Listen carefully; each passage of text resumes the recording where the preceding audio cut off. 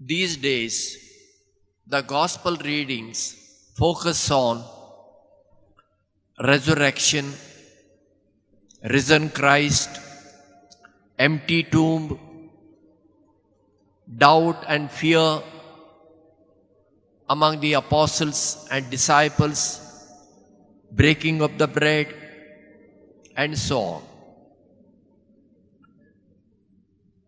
There are 4 Gospels. But in the 4 Gospels, the account of resurrection and apparitions are not identical. There is difference.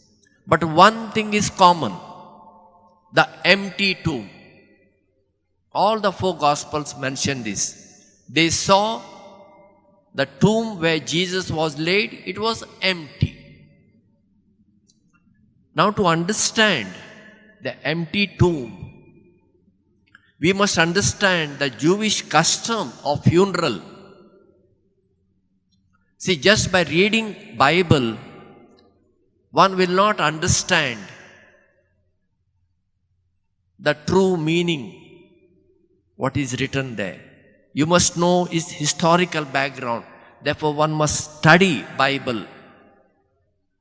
Unfortunately, among Catholics, it is not common. We come for Mass, finish as a ritual and go back. But among the Protestants, they study Bible every Sunday. For them, Sunday is the day of the Lord.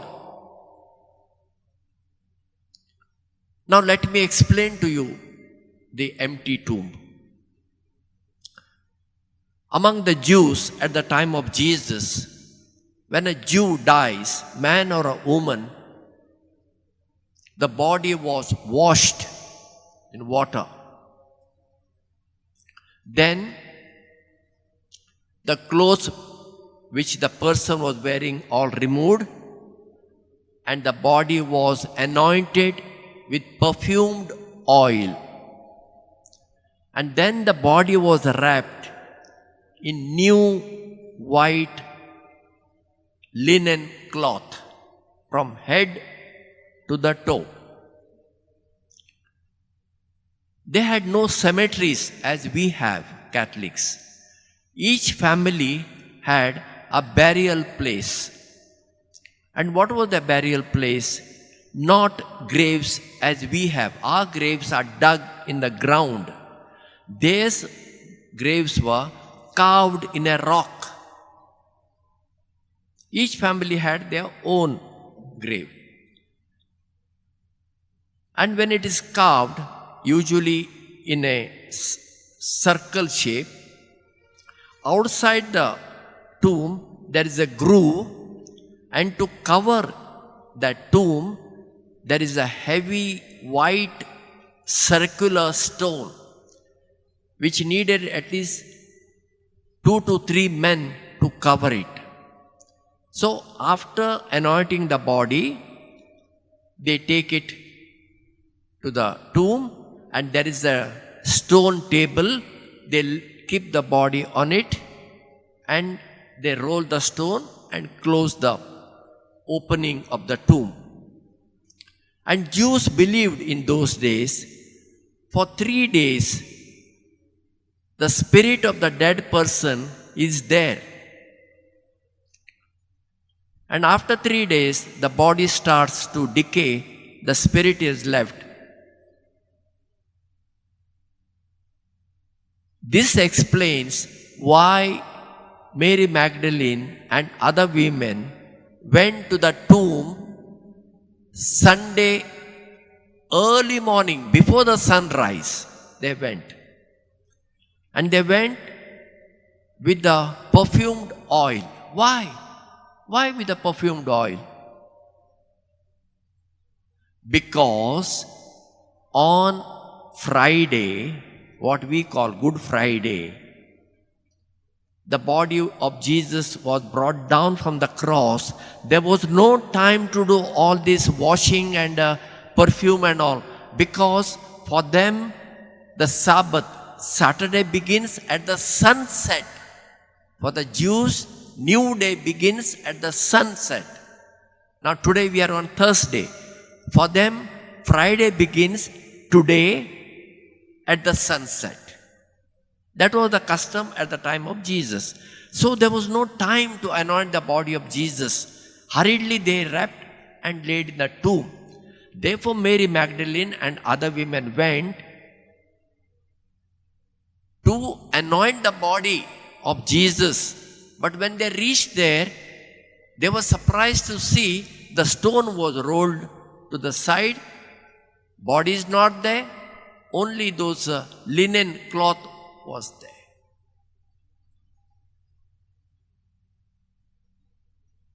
Once you understand this, then it is easy to understand the later part.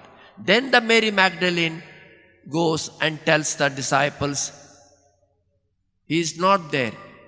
She didn't expect that Jesus has risen. Even the apostles didn't expect that Jesus has risen. They were all afraid. Now they are afraid they will be caught and they will be crucified. Though Jesus had explained to them, told them that he will suffer and on the third day he will rise again, nothing entered their head. It is only when they saw the risen Jesus, they believed. In today's reading, gospel reading, we heard the two disciples of Emmaus. They were walking back to their place because they thought now everything is over. There is no hope in Jerusalem now. But Jesus meets them, and while breaking the bread, they recognized him, and immediately they come back to Jerusalem and give this news to other apostles. And apostles told them, we too saw Jesus. And while they were talking, Jesus comes there. The risen Jesus Christ body is totally different. It is not bound by space and time. It can be here, it can be there, it can be there. You close the door, still the body can enter because it is now new body, the resurrected body. And they were doubting. So then Jesus explains to them. First he asked them, do you have something to eat? So they gave him a fried fish. He ate. And then he explains to them everything. And then the apostles believed. Now we, after so many centuries, do we really believe the power of resurrection? The power of risen Christ? Each Christian should become another Christ. We are not mere individuals. If we realize this, everything changes. Our way of thinking, our way of talking, our way of acting, everything changes. Because the risen Christ lives in us. Therefore, St. Paul told the Corinthians, you are the temple of the Holy Spirit. Each one of us is the temple of God. So there is no room for discrimination. All of us are equal. Insiders, outsiders makes no sense now for Christian.